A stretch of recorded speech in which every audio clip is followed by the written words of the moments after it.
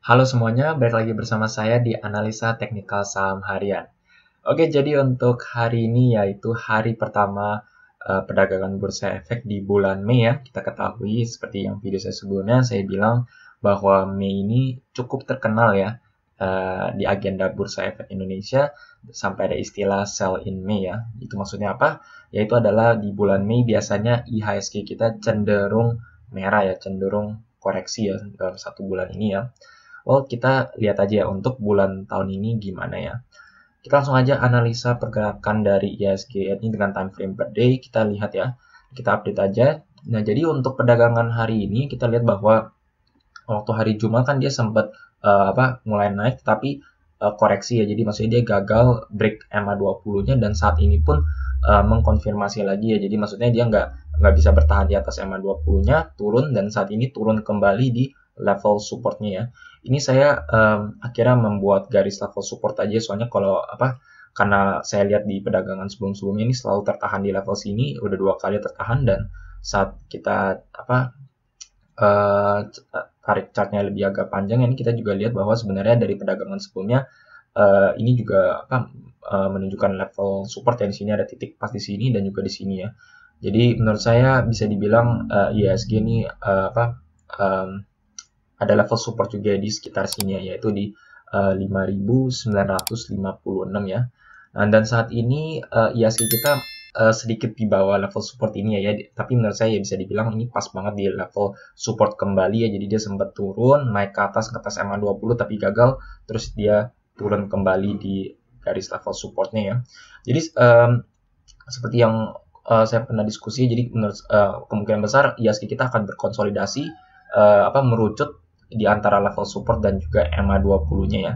Tetapi dengan suatu pergerakan yang dimana dia mulai merucut, dia dengan volatilitasnya dia mulai mengecil ya, suatu saat ini akan break ya, breaknya tapi kita nggak tahu di antara dia breakout ke atas atau dia breakdown ke bawah ya, dia breakdown nembus level supportnya atau dia break di atas MA20-nya untuk kembali ke atas ya. Nah, kita lihat secara MACD-nya sebenarnya overall garisnya ini masih cukup nanjak dan kita juga lihat secara RSI-nya, osilatornya. Ini kita lihat dengan perdagangan hari ini dia turun di sini ya. Ini titik rendah dia waktu turun sebelumnya ini di sekitar 39,52 dan saat ini pas penurunan ini dia RSI-nya sebenarnya masih 40,29 ya. Nah, tapi ini masih baru satu candle doang ya yang menunjukkan penurunan dari RSI-nya. Jadi baiknya sih menurut saya kalau dengan time frame per day aja menurut saya ini kita lihat dulu besok ya apakah dia berhasil bertahan di level support ini ya. Kita lihat apakah RSI-nya dia bisa mantul, maksudnya titik rendahnya dia lebih tinggi daripada titik rendah sebelumnya untuk menunjukkan ada penekukan untuk RSI-nya naik ke atas ya.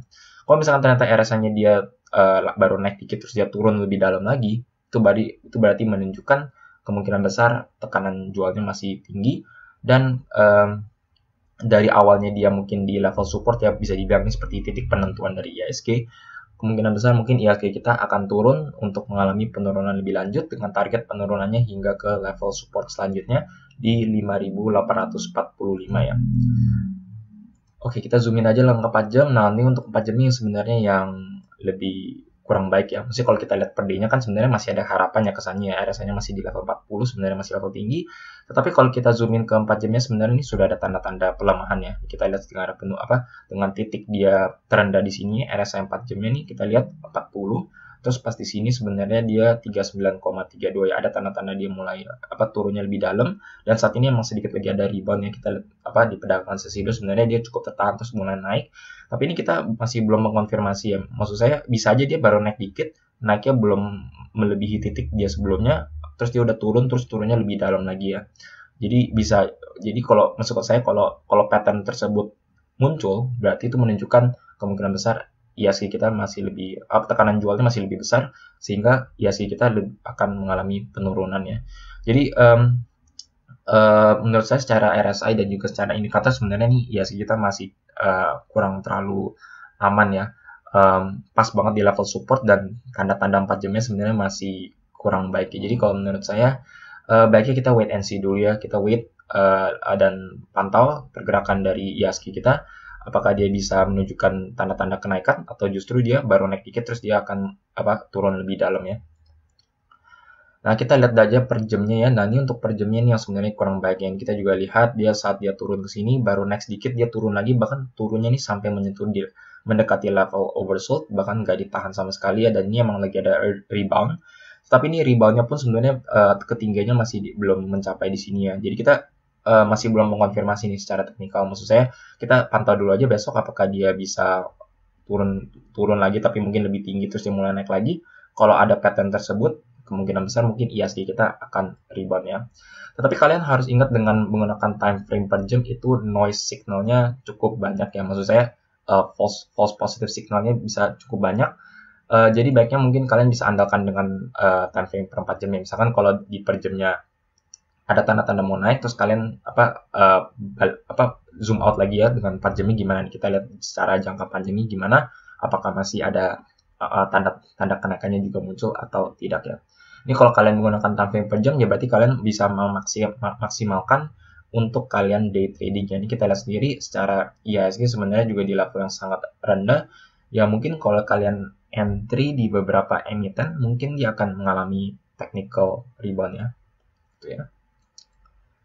Oke, jadi secara kesimpulan, kalau menurut saya secara IHSG ini tetap wait and see dulu ya, soalnya pas banget di level support, terus di level di time frame 4 jam dan 1 jamnya pun juga menunjukkan tanda-tanda pelemahan ya, masih tanda-tanda pelemahan, belum ada tanda dia mau naik. Jadi kalau menurut saya wait and see, kita lihat apakah dia bisa bertahan di level support ini. Kalau misalkan dia break ke bawah, kemungkinan besar IHSG kita akan mengalami penurunan lebih dalam. Dan jika itu terjadi ya baiknya kalian simpan cash ya. Mungkin ada yang di comment section ada yang sempat bilang di bulan Mei ini baiknya kita simpan cash, soalnya cash is king. Well, to be honest ya itu saya setuju juga ya. Maksud saya baiknya kalian tetap harus ada dana cash untuk antisipasi jika suatu IHSG-nya mengalami penurunan lebih lanjut ya. Oke, dan untuk selanjutnya mungkin soalnya ada yang sempat komen ya, maksudnya dibikin kayak seperti watchlist kayak sama apa yang kalian saya pantau untuk dibahas secara rutin ya, semacam seperti itu ya. Jadi saya mungkin akan bahas ya yang saya sering pantau, yaitu emitennya itu BBRI ya. Nah, jadi untuk BBRI ini sebenarnya kurang terlalu baik juga ya. Soalnya kita lihat bahwa perdagangan dari kemarin kan dia sempat nembus level supportnya ya. Sebentar. Kita di Maniful Index. Nah, kita lihat ya sebenarnya ya BBR ini kan dia sudah tembus level support, terus pada perdagangan hari ini pun dia sempat naik ke atas buat ngetes mau balik ke atas lagi, tetapi gagal dan akhirnya dia turun lagi ya. Jadi bisa dibilang ini seperti dua candle yang sudah berada di bawah level supportnya. Jadi kalau kita lihat pattern seperti ini ya baiknya kita untuk kalian trading pun menurut saya ini baiknya kita hindari terlebih dahulu ya. Baiknya kita wait and see. Kemungkinan besar dengan adanya penurunan seperti ini, BBR ini masih ada potensi untuk mengalami penurunan lebih lanjut dengan targetnya itu adalah di garis MA 200-nya. Ini kita lihat sendiri pergerakan BBR ini sebenarnya sudah mulai mendekati garis MA 200 ya. Maksud saya kalau misalkan dia sudah tembus di bawah MA 200 dan tertahan di bawah MA 200, itu menunjukkan downtrend yang sangat luar biasa dari pergerakan BBRI ya. Jadi ini menurut saya cukup bahaya untuk pergerakan BBRI ya. Nah ini seperti IHSG ya, kita lihat sendiri ini dengan time frame per day-nya sebenarnya ini kita lihat secara money flow index sebenarnya masih cukup atas ya. Ini kita lihat titik terendah, kalian lihat di bawah di money flow index ini titik terendahnya di 28, terus saat dia turun lebih dalam ini sebenarnya masih 34 ya. Nah tapi kan ini dengan time frame per day ya, jadi kita maksud saya kalau per day-nya sih kesannya kayak ada divergence ya. Ini juga secara MACD garisnya pun juga sebenarnya masih cukup kayak agak naik ke atas ya. Walaupun sebenarnya secara histogramnya terus mengalami penurunannya. Nah ini dengan time frame per day. Nah terus kita zoom in aja. Biasanya saya pakai 4 jam ya untuk saham-saham yang blue chip dan yang AB caps. Nah kita lihat sendiri ya, ini patternnya juga mirip seperti IHSG walaupun per day-nya kesannya masih tertahan, tetapi sebenarnya dengan time frame per 4 jamnya ini masih tertekan ya. Ini kita lihat sendiri saat ini kita lihat sendiri secara money flow index-nya saat dia baru naik segini ya, titik ketinggian ininya masih di bawah titik ketinggian dia sebelumnya ini ya, atau bisa dibilang mirip tapi ya overall masih nggak melebihi. Ini dia justru turun lebih dalam ya, titik rendahnya ini lebih dalam daripada titik rendah dia sebelumnya. Jadi ini menunjukkan sebenarnya secara money flow index masih terjun ke bawah ya, masih mengalami penurunan. Harga turun, money flow index juga turun, berarti sesuai ya, pergerakan indikator dan juga pergerakan harganya turun bersama, itu berarti emang menunjukkan pergerakan penurunannya ini cukup solid ya. Nggak cuma dari money flow index, kita lihat secara MACD-nya pun juga sama ya, MACD-nya pun juga turun, ini kita lihat sendiri, histogramnya pun juga semakin dalam. Jadi menurut saya penurunan BBR ini maksudnya beneran ya, belum menunjukkan tanda-tanda divergence dari pergerakan BBRI ya. Jadi kalau menurut saya sama ya seperti IHSG. Jadi baiknya kita wait and see dulu sampai benar-benar ada tanda-tanda divergence ya. Nah, ini kita lihat sendiri ya, dengan time frame per jamnya pun ini juga kalian lihat sendiri ya, harganya bahkan terjun sampai, ini kalau kita lihat ya, money flow index-nya sampai di level 0 ya. Sangat luar biasa ya penjualan di BBRI ya.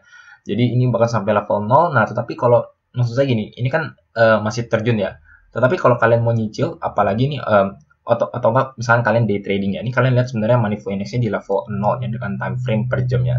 Sebenarnya kalau untuk entry di BBRI tadi ya, tapi ini buat day trading ya, maksud saya. Jadi maksud saya pas ada technical rebound kalian jual. Soalnya kan secara overall trennya masih melemah ya. Kita lihat dengan time frame per 4 jamnya pun, dan juga dengan time frame per day-nya pun dia gagal bertahan di level supportnya dan mengalami penurunan lebih lanjut.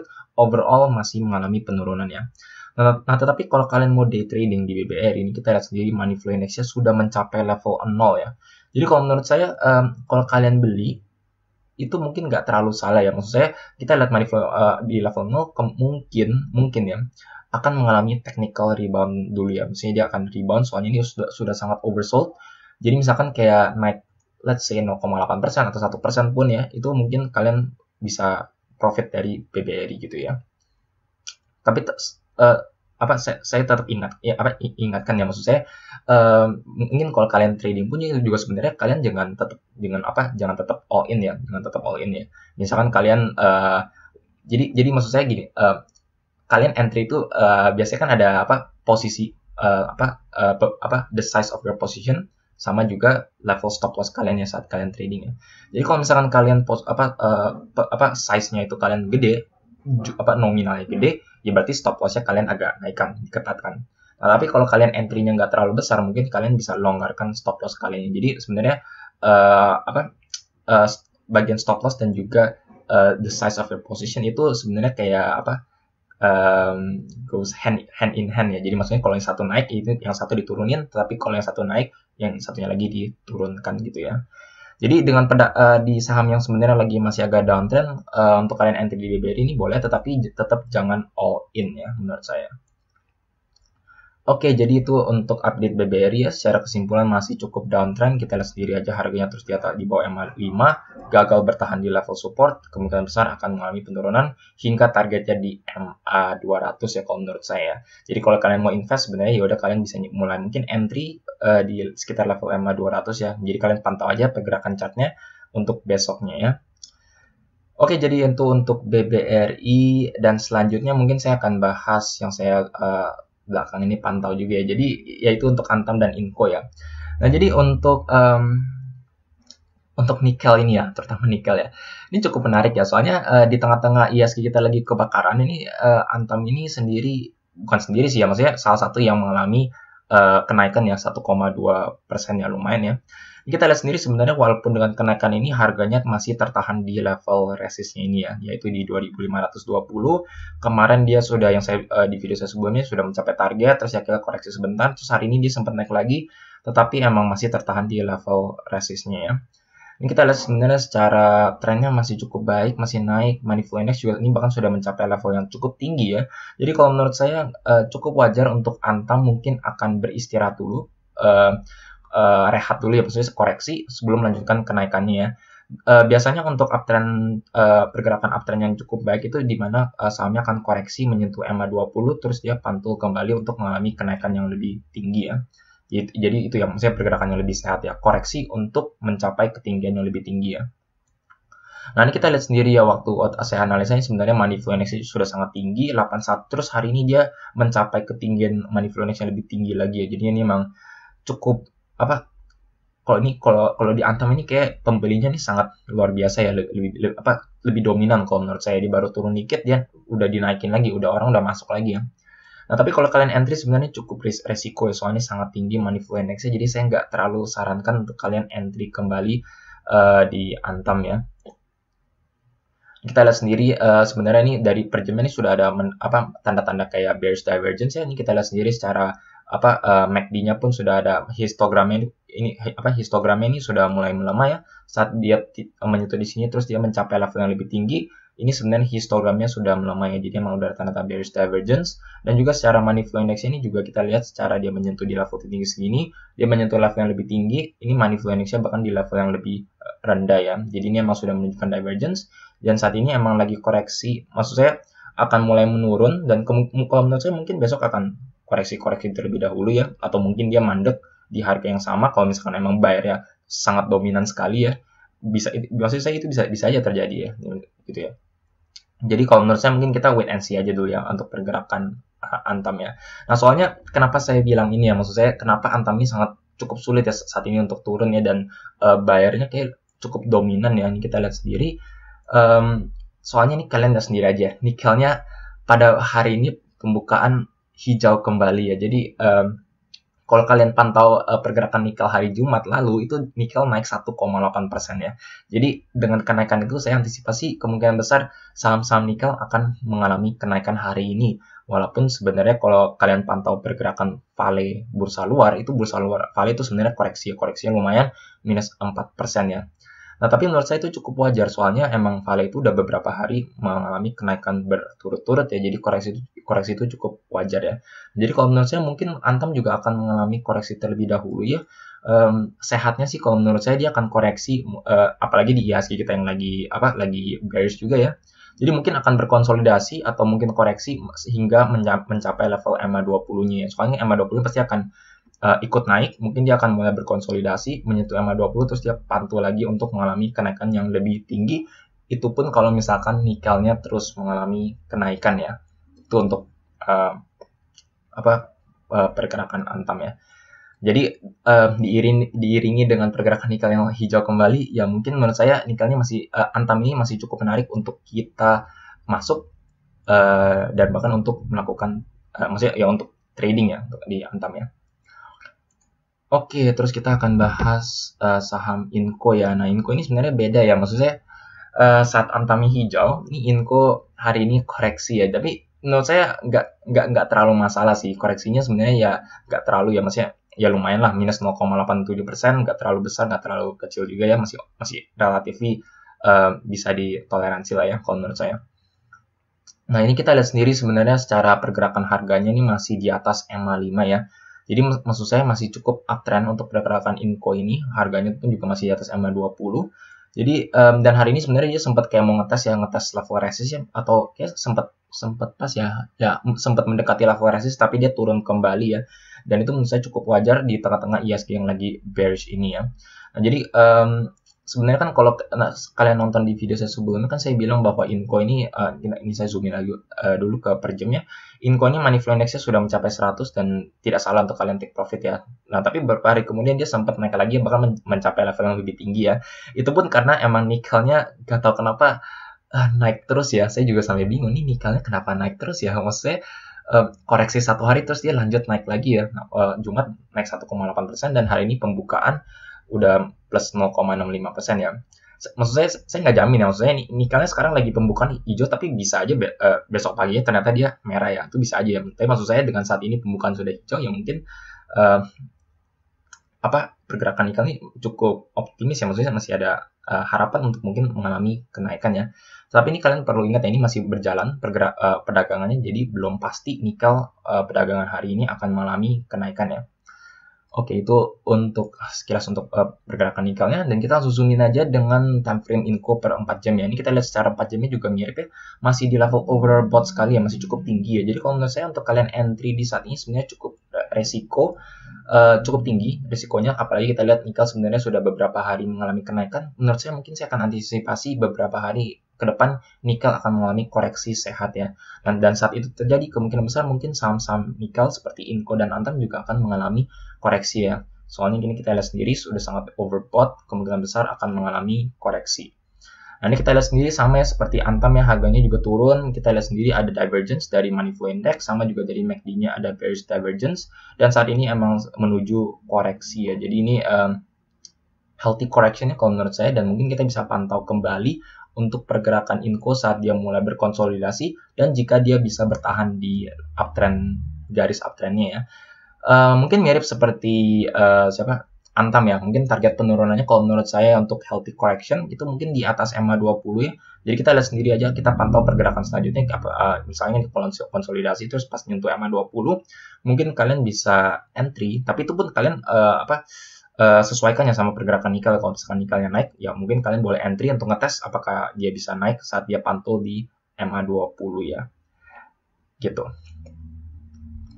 Oke, jadi untuk video kali ini sekian saja. Jika kalian merasa video seperti ini bermanfaat, jangan lupa untuk subscribe dan juga pencet tombol bell di sebelahnya supaya kalian selalu terupdate dan ternotifikasi dengan video-video yang saya akan upload setiap harinya. Sekian dari saya, terima kasih.